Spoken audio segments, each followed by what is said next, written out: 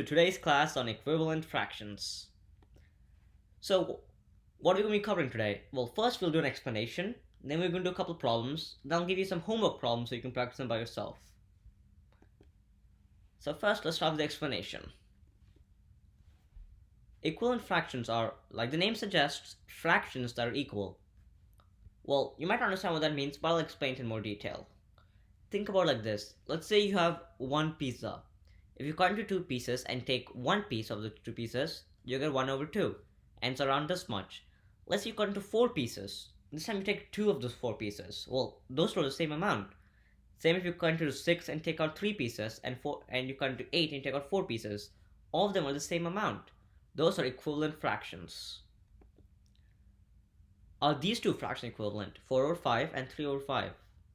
Well, no, they're not equivalent because equivalent fractions equal the same amount. And 4 over 5 is not equal to 3 over 5. How do you know if a fraction is equivalent or not? Well, that's a good question. Here's a quick and simple trick to find out. For example, if you have 3 over 5 and 6 over 8, multiply these two and these two. So you get 3 over 8 equals 6 times equals to 6 times 4. If this equals to this, or these two multiplied equals these two multiplied, then those are equivalent. And just for a sample problem, let's say it was 3 by 4 equals to 6 over, and there was a blank here, and wants you to guess what number here makes this an equivalent fraction. Well, you can do it this way. 3 times something equals 6 over 4. So 3 times that something would be 24. So 3 times 8 equals to 24, so 24 equals 24. That's a simple way of doing it. Let's try a couple problems, and let's see how you guys do.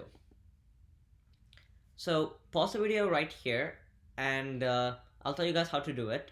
Don't worry if you can't do it right now, because there are more problems that we'll go over, and I'm going to explain how to do it using these. There are more problems, so don't worry. Pause the video right here, and let's practice.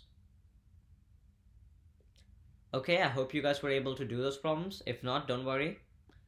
So let's see, I'll show you how to do this one. 1 times 9, these two, should equal something which is over here, times 3. So 9 equals to 3 times something.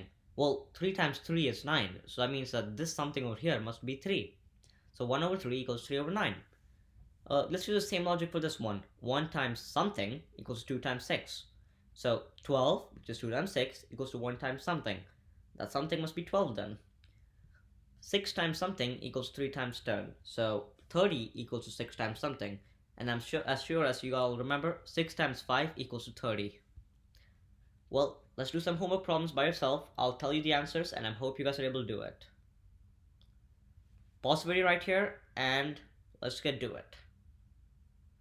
Okay, I hope you guys were able to get the problems. Here are the answers.